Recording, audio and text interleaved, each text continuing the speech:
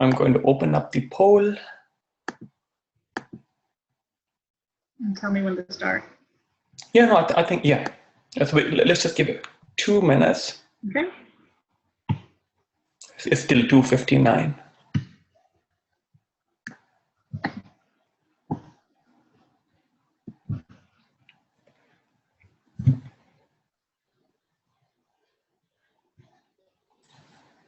It's a beautiful day here in Silicon Valley. Yeah, it's really nice here too. Does your end of the lake actually freeze? You mean the actual lake freeze? Does it freeze? Right. No. Mm-mm. No, it doesn't. Even, do you have those mini icebergs on the top or no? Not at all. Oh, okay. And in fact, there's actually people out there kayaking and paddling all through the winter too. They're crazy. All right, so it's 3 o'clock, Katie, and I see a large number of participants already in there. So why don't we start? Okay. All right. Well, welcome everybody on this beautiful Saturday afternoon. Welcome to our webinar with UCEazy. My name is Katie Watts, and I'm going to be presenting today on Beyond Academics, Extracurricular Activities, and the Resume. Before I go ahead and get started, I'm going to go ahead and turn it over to Vinny Gupta, co-founder of UCEazy, and he's going to talk to you a little bit about UCEazy and who we are. Thanks very much, Katie. And if you can take us to the next slide, please. There we go. So welcome everyone on this beautiful Saturday afternoon, at least beautiful here where we are. Katie is in Incline Village, Nevada, and I am in Cupertino in Silicon Valley. And what we're going to do is we're going to spend a few minutes introducing the sponsor of today's event, that's UCEazy, that's us. And then Katie is going to walk you through the topic for today, and then her content, her formal presentation would be between 20 and 25 minutes, and then we're going to take a bunch of audience questions. Before we get started, a couple of housekeeping items. Number one, we just launched a poll. Please fill that. And towards the end, just around the time you're leaving, we will have a feedback poll. Please fill that because it'll help us improve. Secondly, if you have questions, which we hope you do, and we hope that you have plenty of these, especially we noticed that there are a bunch of students that signed up. It's always great to have you guys and always great to have questions from you. So please send your questions, and the best way to do that is to type those in the Q&A panel, which will be at the bottom of your screen, Q&A. So just type those, and I will try to respond those while Katie is presenting, and then when Katie is done, she'll take those. All right, so with those housekeeping things out of the way, let me quickly introduce UCEazy to you. So UCEazy stands for University and College Admissions Made Easy. We have UC in the name, which to a lot of folks in California might mean University of California. It's actually just university and colleges, and we support all colleges nationally. Who are we? We are a website, and we have a mission that we want to make college admissions easy for every single family, regardless of which zip code they live in, be it Beverly Hills, or be it a zip code which is financially underprivileged, be it a first-generation immigrant, or be it somebody that's a fourth-generation family in the United States. We are a social business. What that means is that I will talk about the business element in 1 second, but we have a dual mission. We want to give back to the community by, as I said before, by making college admissions easy for everyone. And the next slide, Katie, if you can please bring that up. We have 3 different solutions, and as you can see on the screen, 2 of those are free. So if you go to our website, UCEazy, UCEazy.com, you would see a section called Toolbox, which contains free applications, web applications that you can play around with in your leisure or at your leisure. These are completely free, and these are hugely popular with high schools.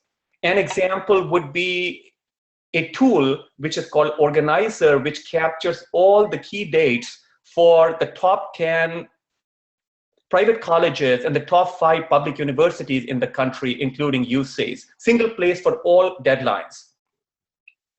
There is another tool there which helps you calculate the UC specific GPA, because your high school transcript in most cases does not show the UC GPA or the Cal State University GPA. The second thing, and we have modeled our solutions after a typical high school, meaning that when a teacher in a high school setting, the first thing that she or he does is point you towards online tools that you can check out before you come to his or her class. The second thing is that you actually go to the class in a group setting. And that's what this session today, this free seminar or the free webinar today is an example. And we do a bunch of these webinars, which are web-based seminars and workshops. And this are completely free. That's our giving back to the community. So please pass the word around, especially to families that are underprivileged, especially financially, and need some help for college admissions, wherever that's coming from. Lastly, again, like in a high school setting, for families that still need help, even with all the free tools, we do offer private or personalized coaching for different aspects of college admissions. That is not free. We will talk about this a little bit more at the end. And Katie, if you can take us to the next and the last slide before we bring you on. So that part of our website is called UCEazy Union. And so we have a large number of college admission experts like Katie Watts, who will be talking with you or speaking with you today. And you can engage with them to get any kinds of help, essays. So if there are seniors on this call today, or I'm sure a lot of you are stressing with essays, so we can help with that, or financial aid, or college list, application review, those kind of things. So we will talk about that a little later, but just to summarize that UCEazy is a social business with a mission of helping every single family with college admissions. With that, I'm going to hand it over to Katie for the specific topic for today. Welcome, Katie. Great. Thank you, Vinny. All right, a little bit about me before we get started. I do have my master's in counseling and my pupil personnel services credentials. So I am a credentialed school counselor for the state of California and most recently for Nevada. So I've actually been doing this for about 13 years and working with students in a high school setting and doing college planning and guiding. I have worked in some very competitive private high schools in the US and overseas. And right now I'm currently developing a college counseling program for a startup school in Northern California in the Truckee area. As Vinny said, I live around the North Shore of Lake Tahoe. It's beautiful here and I'm so fortunate to be in this area. I have experience with advanced placement, IB curriculum, all different types of rigorous curriculum that you might find in the high schools across the US. I'm also a member of the Western Association of College Admission Counseling, National Association of College Admission Counseling, National Association of Independent Schools, and Association of College Counselors and Independent Schools. So I have a wide network of colleagues with whom I regularly talk to and chat with and get the updated information. And last but not least, I'm married and I have a 6-year-old daughter and a 19-month-old son that keep me very active and busy and tire me out quite often, but they are a joy. So while you parents in the audience are starting to send your kids off to college, I'm just getting them through diapers and first grade. So I have a long way to go. All right, let's go ahead and get started. What we will explore today, we're going to talk about what are extracurricular activities.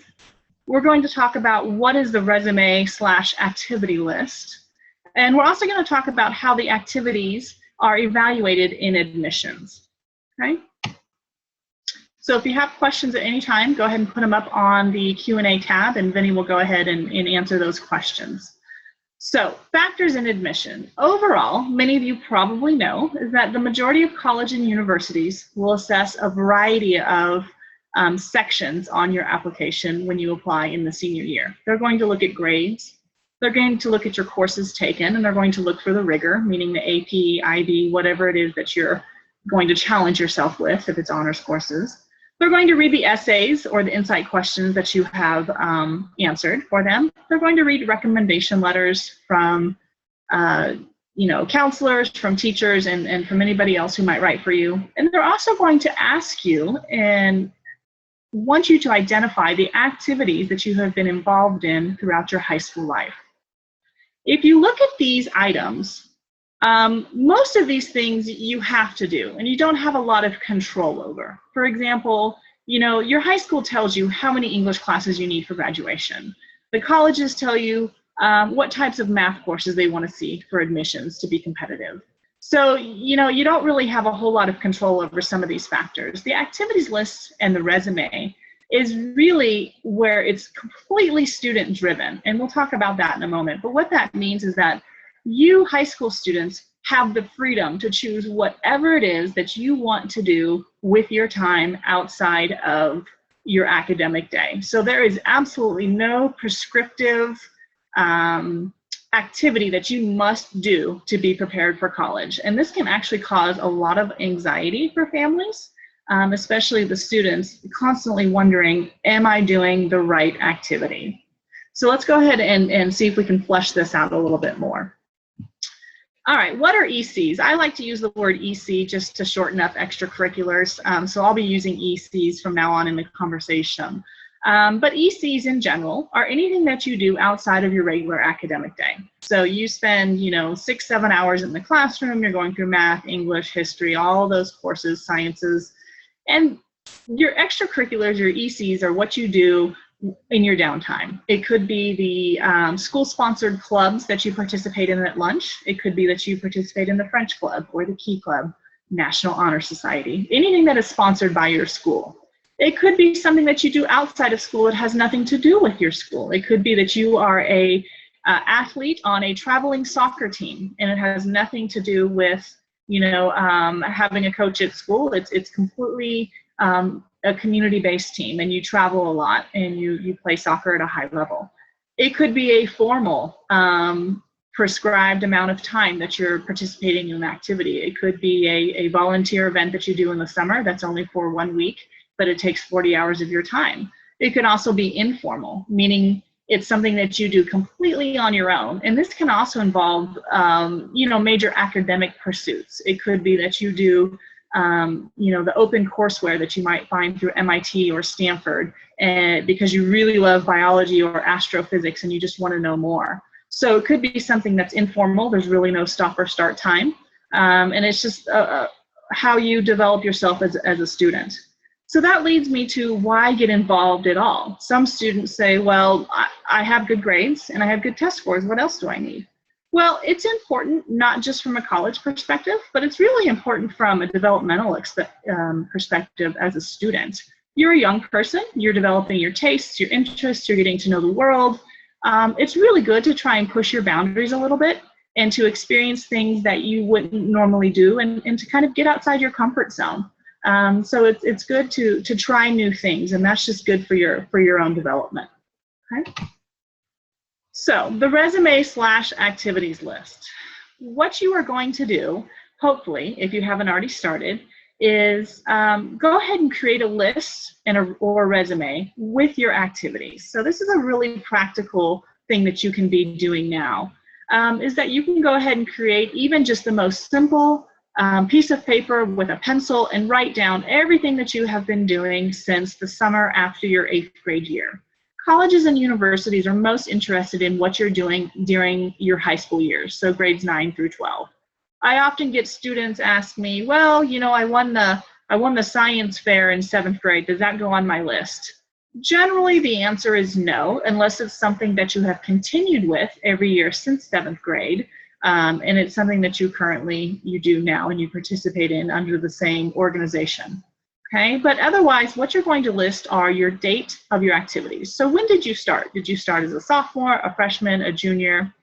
And you're also going to list the duration. And what that means is you're going to try and quantify this with how many hours per week and weeks per year. Okay, so you want to make sure you're keeping track of that information. And right now it's just a rough draft. You're throwing this information on a list. Okay, You're also going to write a description of your activities. So try to think of 3 bullet points that describe, in a nutshell, what this activity is. Is it captain of the soccer team? What does that mean?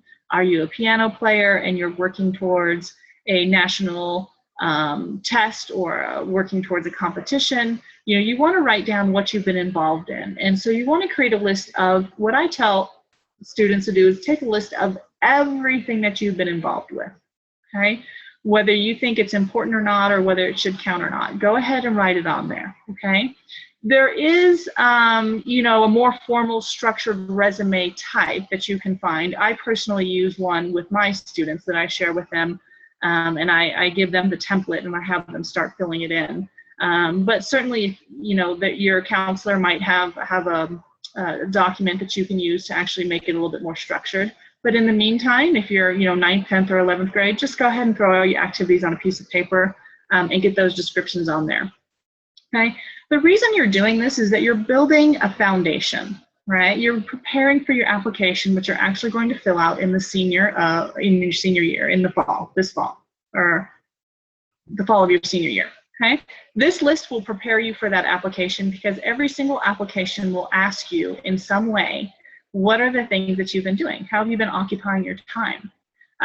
Something to note is that many times your activities are actually going to relate to your future or major career interest. You may not know it yet, but if you find yourself really interested in math and science, you know, maybe you're tutoring students after school, or maybe you're participating in the science quiz bowl, or whatever it is that you're doing, you might find that, I really like these activities and I really love these subject areas, and you might end up majoring or showing more interest in that area in college. So you're really kind of connecting the dots for yourselves, as well as the colleges when they go through your application. Okay. All right, application platforms. This is a little bit technical, and it's probably 1 to 2 years out for you, but just so that you're aware of what will happen in the next couple of years when you go to fill out those applications in the senior year. The University of California, the UC system, they actually will have a limit. They will want you to put 5 of your most significant activities underneath different content areas, and they might describe one area as service volunteer work, another area might be called employment, and another area might be actually called extracurricular. Okay, so they actually want you to limit to 5 of your most significant activities. Now, you don't have to have 5, but no more than 5. Okay. Also know that your extracurriculars, your ECs, are going to be one of the 14 review points that the University of California uses in their admission review. So it's not just that ECs are important to Berkeley, they're important to Merced and every other single UC University of California school out there. Okay, so they all have a uniform way of reviewing, and the ECs are one of those 14 review points. If you actually went into the application right now for the University of California, you would have 8 insight questions that you actually have to write 4 on. So there are 8 prompts, and you would have to write 4 answers to 4 of those prompts. Each one of those prompts is designed to touch upon multiple aspects of those review points. So by having extracurricular activities, you actually might be able to come up with some situations or some personal information that will be really great for you to use on your insight questions. Okay. The University of Washington, I put this one on here because it's a really popular university for a lot of our California students.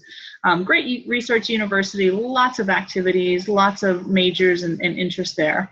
They actually want 5 of your most significant activities as well. And just like the UC system, some of those essay prompts might be designed to flush out a little bit more what you have been doing and where you have been spending your time. Okay, so not only are you listing them, but then you might have an opportunity to actually go in and dive much deeper into the leadership opportunity that you had through your Key Club, for example, okay, and how it affected you and how you're continuing with that leadership role, okay? And then finally, the Common App is another very common vehicle for applying to college. This one is mostly for private schools and universities around the U.S., although there are some large universities such as University of Michigan is on there. You will have up to 9 spaces for your activities. And I believe it's 160 characters if I'm not mistaken. So you don't have a lot of room to really define and explain what you've been doing with your time. However, there will be a section on the application that you can actually have a chance to explain more what you have been doing. So you have up to 500 words, and I call it the additional 500 word box with my students. And so I encourage them to fill that out. And if you have something that you've been involved in or involved with that is so exciting for you that you just can't capture it in 160 characters, you can go ahead and explain more in that additional box, okay? Most colleges and universities on the Common Application are going to request supplemental questions that you fill out. And some of those are going to be related to your activities. One of them, I believe for the University of Michigan, for example, actually asks, what's your favorite activity that you did in high school? Okay, they're not necessarily asking about your favorite academic class. They're asking about your activity. Okay, so colleges and universities want to know where you're spending your time, and that's what it boils down to. Okay, all right.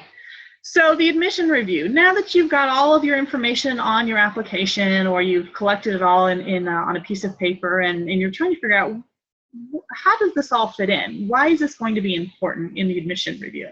You're going to be able to show and tell who you are, okay? One of the main points is that you're going to be able to show what are your interests, hobbies, and passions. And like I said in the very beginning, these are all completely student-directed. This is not anything that has been prescribed to you. MIT is not saying you have to do the science quiz bowl. They're not saying you have to take dance lessons, and they're not saying you have to be an athlete. This is completely your choice of how you want to spend your time. And it's important that they see this to know that you're more than just a grade and more than just a test score. Okay, this is really your chance to shine in this area.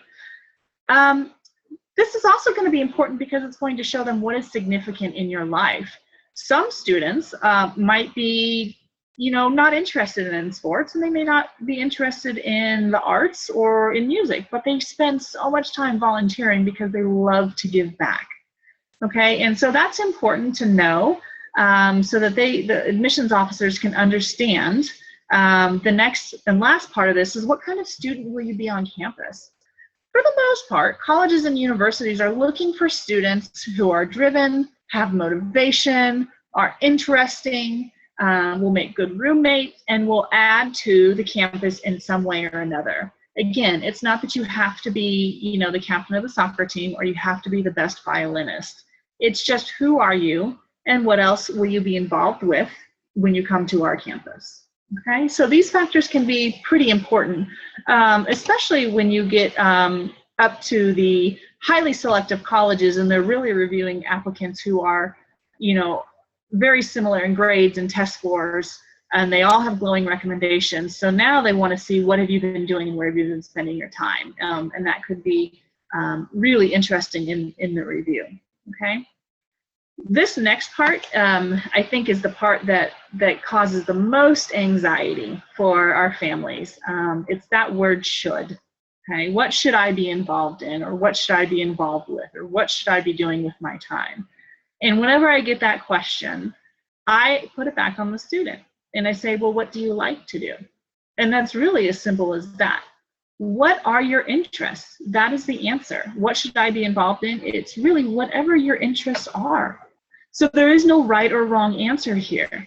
Now, if you are looking at colleges and universities that are built on service to others, they're built on extreme involvement in the community, potentially, maybe it would be good for you to start getting involved in volunteer work.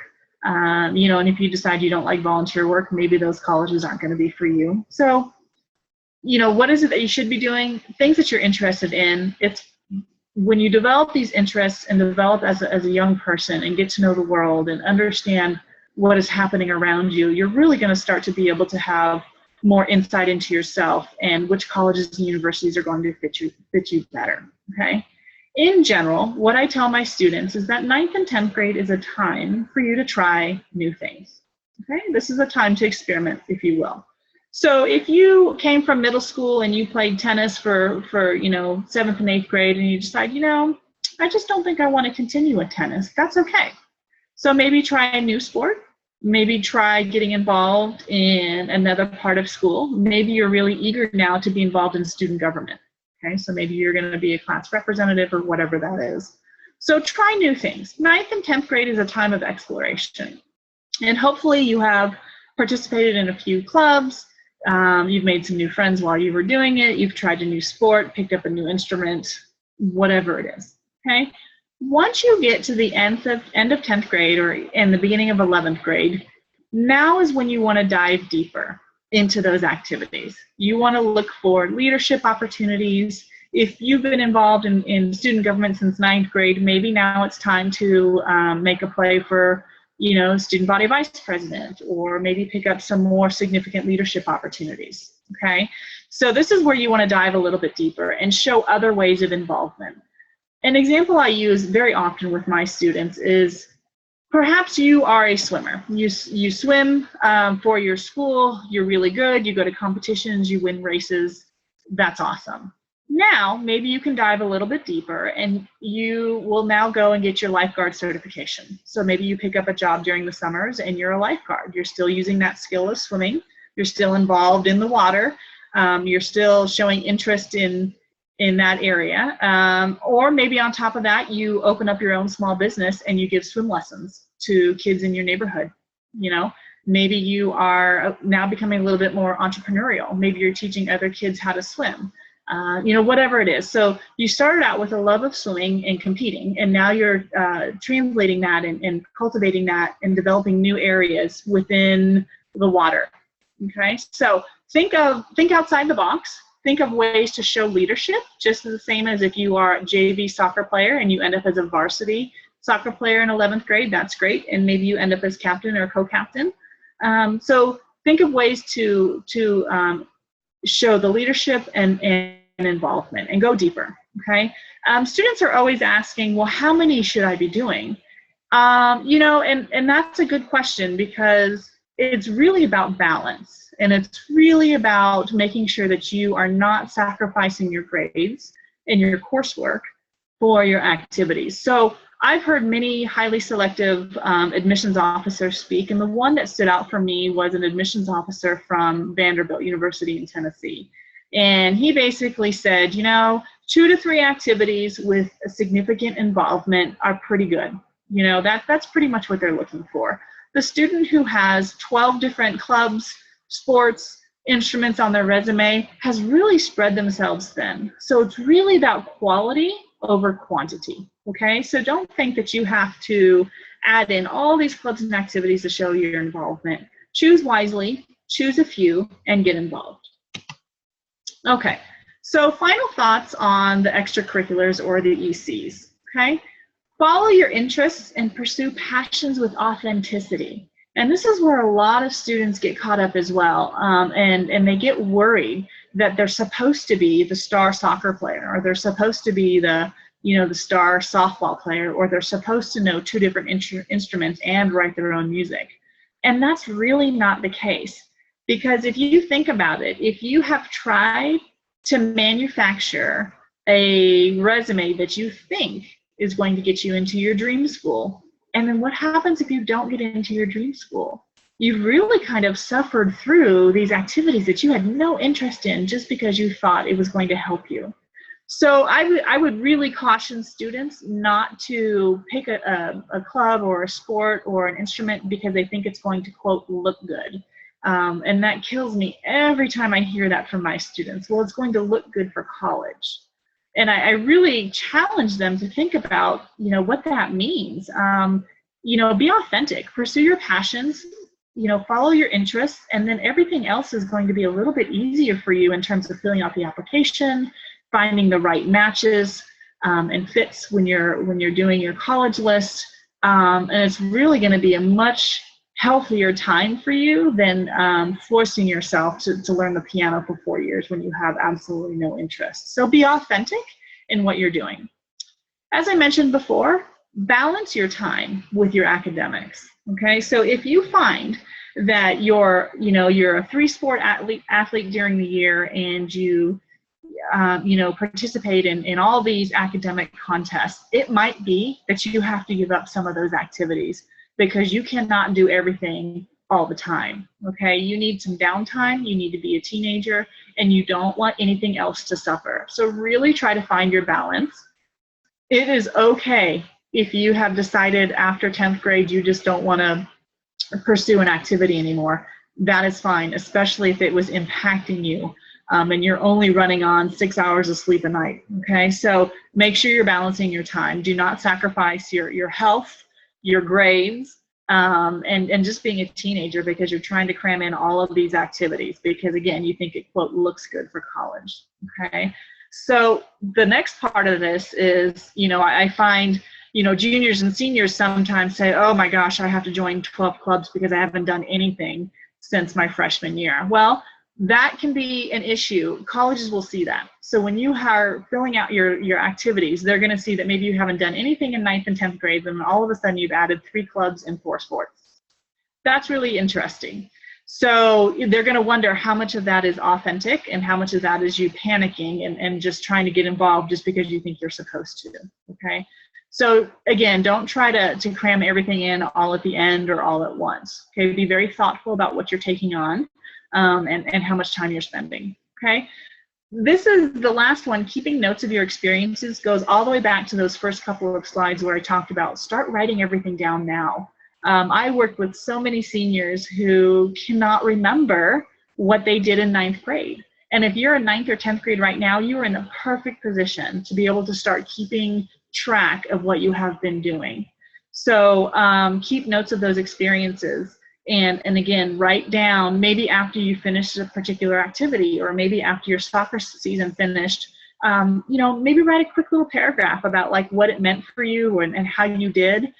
Because when you're a senior in the throes of trying to fill out that application in the fall, what you did that first semester of your freshman year, you might be drawing a blank. So keep notes of your experiences. That's the one piece of advice that I would give you today is that keep track of what you're doing, how long and when. Okay. So again, start early on your activities if you can.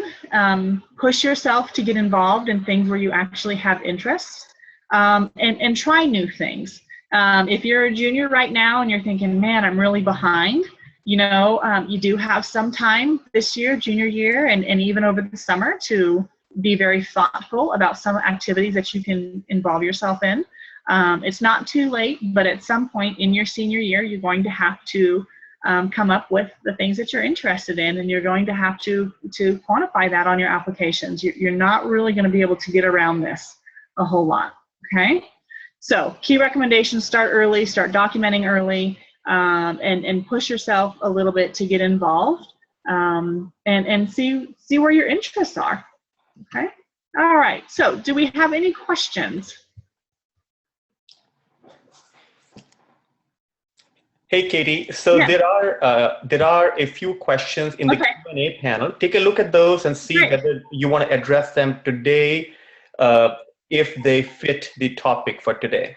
Okay, great. Yeah, absolutely. The first question is applying to a STEM-focused school, for example, Caltech or MIT. If you haven't done many STEM-focused activities such as research, projects, summer programs, how does that affect one's chances? And that's always an interesting question because if you are applying to an engineering program, for example, or one that is very STEM-focused, and you know for sure that's going to be your major, I would encourage you to try to get some more experience in that area. So that could be summer programs, the research, everything that was mentioned in this. If you don't have a lot of those experiences, then you might want to be prepared to talk about on your application why you don't. And it could be perhaps that you have had some family circumstances that have prevented you from getting involved too much. It could be, maybe you work a lot and you're paying your way through your high school years or, whatever it is, but be prepared to really talk about that. So if you're a 9th or 10th grader right now, you do have some time. But, I'm not going to say it's going to sink your chances for admissions, but it might be curious to the admissions officer about maybe why you haven't tried, the biomedical engineering, which you profess to love and want to study. So I would say be prepared to talk about that and fill in some of those gaps. Okay. Another question is, do colleges prefer A and B grades in AP honors courses or straight A's in a regular class? That's a good question. I'll answer that really briefly. But as far as extracurriculars, in general, colleges are looking for students who will push themselves in academics. So if you are attempting an AP or an honors course and you're getting a B, that is perfectly fine, rather than choosing a quote easier way of just taking a regular college prep class. So absolutely go for it with APs and honors. If you get a B, it's okay, but just make sure that you are taking the appropriate types of courses for you, and you're not over stressing yourself. All right. So Katie, yes, you're done with answering that question, right? Yes, absolutely. So the next question I still see is not that much related to extracurriculars. So let me let's try and get more of extracurriculars, because a lot of people might have found the time to attend today just for that. Yes. So, let me start the discussion going by asking a few questions that I faced or my kids faced when they were going through the college admissions process. Absolutely. And I'm hoping that if I can get the discussion started, we'll have a vigorous list of questions coming from our audience. Okay. So the first one is, I don't play a sport or any instrument. Is that a bad thing? That is really common, because I think students always think that colleges want to see the athlete or the musician. And that goes back to really, if those are not your areas of interest, you don't really have a lot of athletic ability or talent or interest in that area, it's okay. It's not a bad thing, okay? It just means that you're not going to be recruited for the tennis team, and that's not a bad thing. But really, that goes back to what is it that you want to do? So if you don't want to play an instrument or play a sport, figure it out what it is that you like to do, and then pursue that. So it's okay if you don't have a prescribed type of activity that you think the colleges want to see, because they just want to see that you're involved and you're enjoying yourself. Okay. We actually have a question. I'll interrupt you, Vinny. Says, are extracurricular activities just as important as having good grades? What happens when you only play one sport? That's a really good question. So extracurricular activities are going to be one way of being assessed in the admissions application. So good grades and the rigor of courses are going to be at the top. I'm actually going to go out on a limb and say that having, solid grades and, rigorous courses, that's going to be some of the most important factors. The extracurricular activities are going to be a little bit further down the list. But again, that's going to show who you are outside of those good grades and test scores, okay? When you only play one sport, that's totally fine. It could be that you are, playing a sport that you love. You've been doing it for 4 years. And so this is where diving deeper into that sport and maybe showing more leadership could work to your advantage. So even if you only play tennis every year, perhaps you started on JV, then you ended up on varsity, maybe you are the team captain, and maybe you're flexible enough and you've trained hard enough that you can now play doubles and singles, okay? So it's okay if you play one sport. Again, try not to fall into the I have to do this because it looks good for college. If you truly are doing what you love, then it's going to be okay. But definitely look for opportunities to show more involvement and maybe some leadership. Vinny, do you have any other questions you want to ask? There is actually, there's another question, unless you already addressed that. Yes. Do colleges want to see achievements and awards? Did you already cover that? Yeah, no, I didn't, and I didn't see that. So I scrolled down, and that's a really good one. Do colleges want to see achievements and awards in the area of extracurriculars chosen? That's a good question, because most college applications will actually have a separate section for achievements and awards.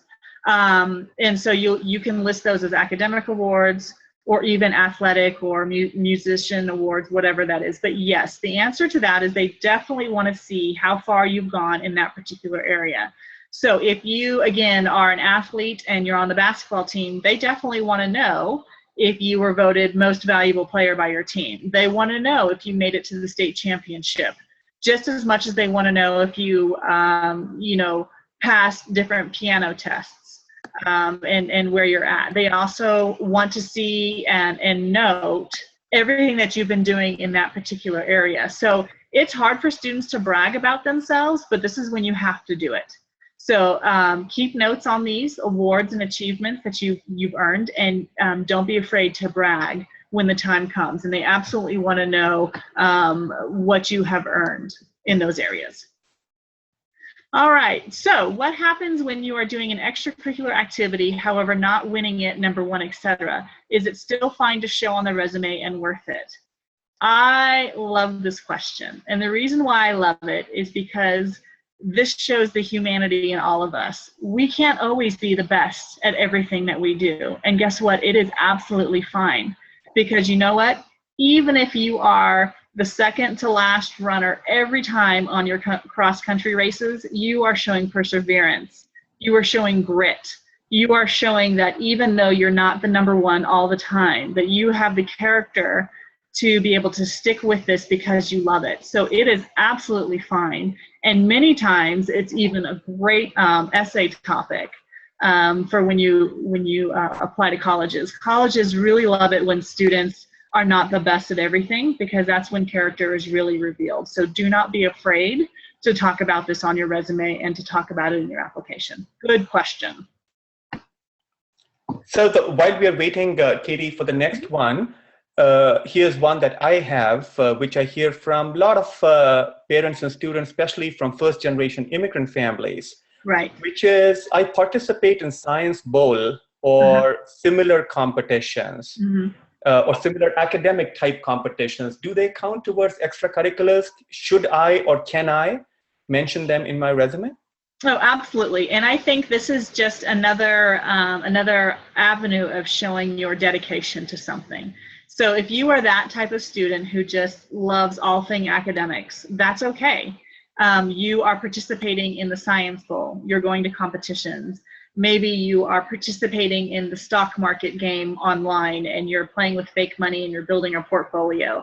You know, again, goes back to maybe you are doing the open coursework that you can find through MIT and other selective institutions. So if that is who you are as a student, you are all academics all the time, that's great. Participate in those activities that highlight your potential and your activities and everything that you're interested in. So those absolutely do count, because it is a way of spending your time outside of the classroom. It doesn't have to be a physical activity in terms of playing an instrument or playing a sport. Okay, good question.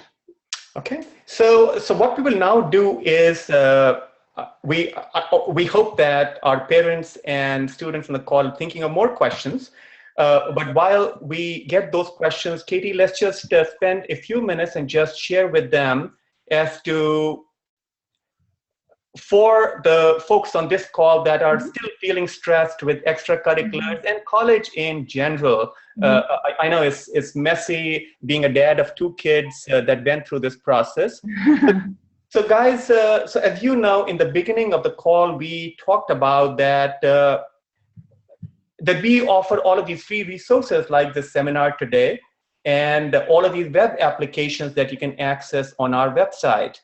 If you still think that you need personalized help or private help from someone like Katie Watts, then you can get that. You don't need to. Feel free to enjoy our free resources, but if you think you need one-on-one help, you can. So just go to union.uceeazy.com, or you can email us.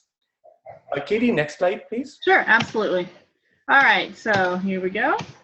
So the way this works is that, say, for example, you're looking for help for extracurricular activities. What you can do is that you can just start with 1 hour of consultation with, say, Katie. And the average price for that is $125 that you can order online. Now, we do have a promotion price just for the attendees on this webinar today. That if you order by midnight tomorrow, an hour to begin with for extracurricular activities, then the price goes down by $50. It's only $75, or if you buy 1 hour, you would get 30 minutes extra. If you just don't know how to get help, if the site is not friendly enough for you, you can email us or call us. And then the next step is that once you have had the initial conversation, you still need help, then what you do is that, Katie, next slide, please. What we have done is to demystify this entire college admissions process. We have listed the bare minimum college admissions related activities that each grade should be doing. So I just noticed that there are a bunch of 8th, 9th, and 10th grader families on this webinar today. So guys, so don't have to stress too much in the sense that the list of things to be done at these early grades all mentioned here, and our experts can help you based upon these hours here. And then Katie, next slide, please. Yep. All right. So, and please continue looking for our events. You can go to uceeazy.com/events, where you can see more webinars, events. We do workshops. Like last week, we did a college essay workshop, which was a hands-on 2-hour workshop. Now, recording of past webinar, this is an excellent resource, completely free. Does require registration, but it's completely free. So you would, if you go there, you would see topics like college essays, financial aid, beginner's guide to US college system. So if there are first-generation immigrant families on the call, I'd highly recommend that particular webinar. There's also things like campus visits, which ones to make. That was something actually done by Katie Watts. Mm-hmm. How do you create relationships with admissions officers? So all the big topics, college list, extremely important that I forgot.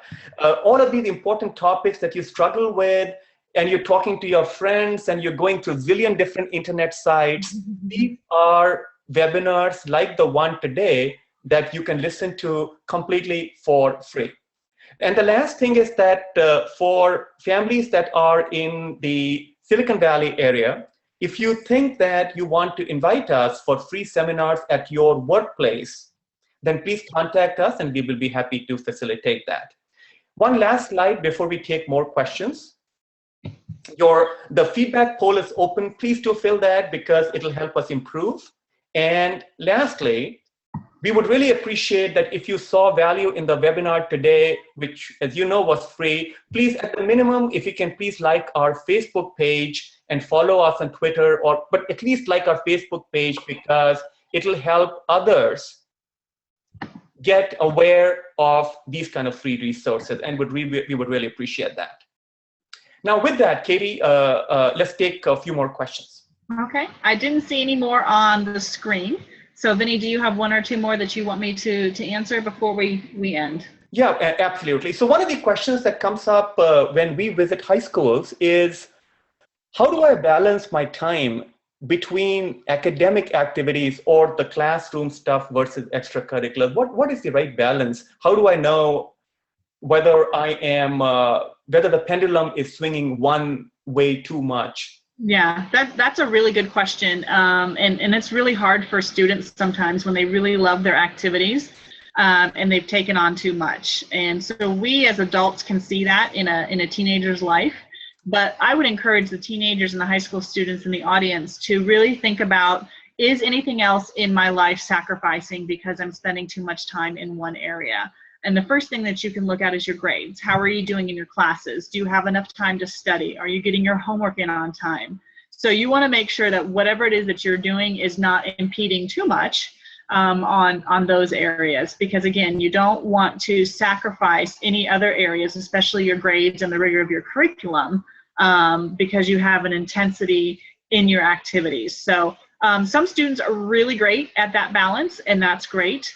If you're not, that's okay too. You're learning your limits and you're working within those constraints. So look to see if anything else is suffering in your life, especially sleep. I know a lot of teenagers like to forgo sleep and get 5 hours a night so that they can, study or participate. So, just try and keep a balance and see if anything else is suffering. And if there is, then you need to sit down and kind of have a conversation with yourself and your family about what to do next.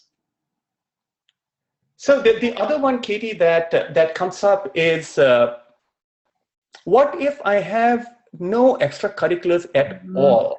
Yeah. However, I am an awesome straight A student, Right. and I have my SAT, which is a complete 1600, a new SAT, and my SAT 2 subject tests are all 800, but I have no extracurriculars.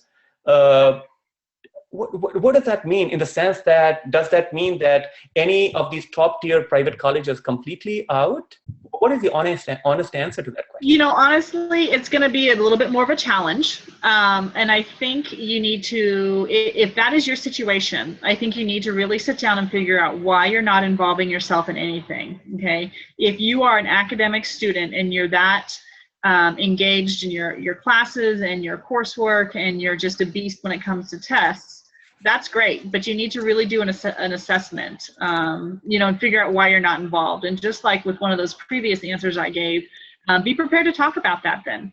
And as far as the highly selective schools, I remember having a conversation with Dean Fitzsimmons at Harvard, and we were on a mock admissions committee, and he said, you know, 1/3 of our students are going to be wicked smart, and that's what he said. And he said they are all academic all the time, doing math contests, you know, creating new theorems, what have you. And those are the true academics, and we'll take about 1/3 of those in our class.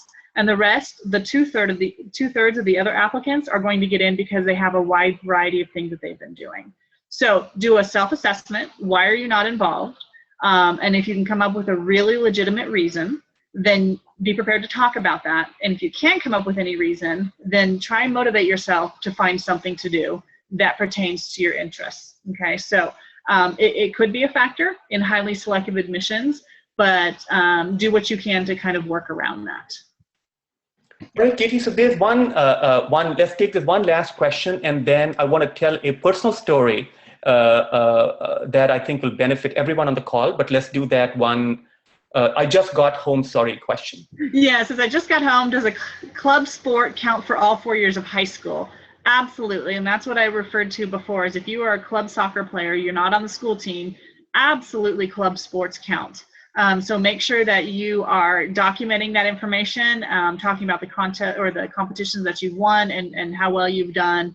It counts just the same as if you were playing for the school. And the last question is, how do colleges differentiate if the extracurricular that my student picks is among the most common ones with applicants? That is a really good question. So if everybody who applies to a particular school says that they are in the National Honor Society, how does your student stand out? That is a really good question, in that your student has to look for different opportunities and avenues to stand out. So it could be, again, that they step up and become the president of National Honor Society, or they're the one who organizes all of the volunteer opportunities. So try and find a way to differentiate yourself within that area. And then that's how you're going to stand out within the applicants. All right, Katie, that was great. Thanks very much. So I just wanted to share, guys, a personal story which I think will help the students and the parents on this call. As you can possibly see from my gray hair or receding hairline or existing stuff, that I'm much older than possibly most of the people on this call, especially the students. So I have 2 kids who went through this college admissions process. And one of them is a second year in college. The other one graduated 3 years back from UCLA.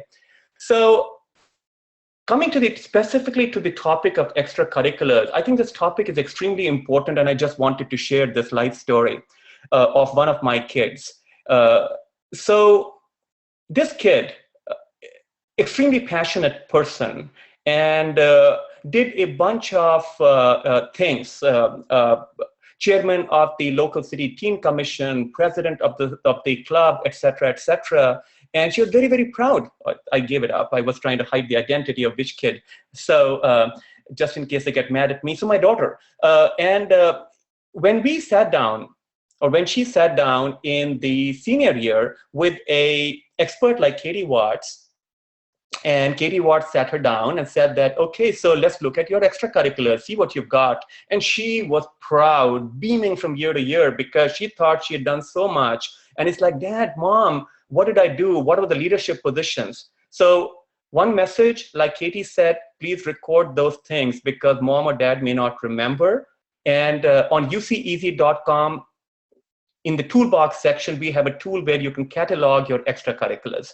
Anyways, continuing with the story here, the expert, someone like Katie Watts, looked at her list, at my child's list, which had 12 things which the child was tremendously proud of, and she started crossing them out. 1, 2, 3, 4, 5, 6, 7, 8, 9 out of those 12 were all gone because they said, they don't tell a story. This is all waste.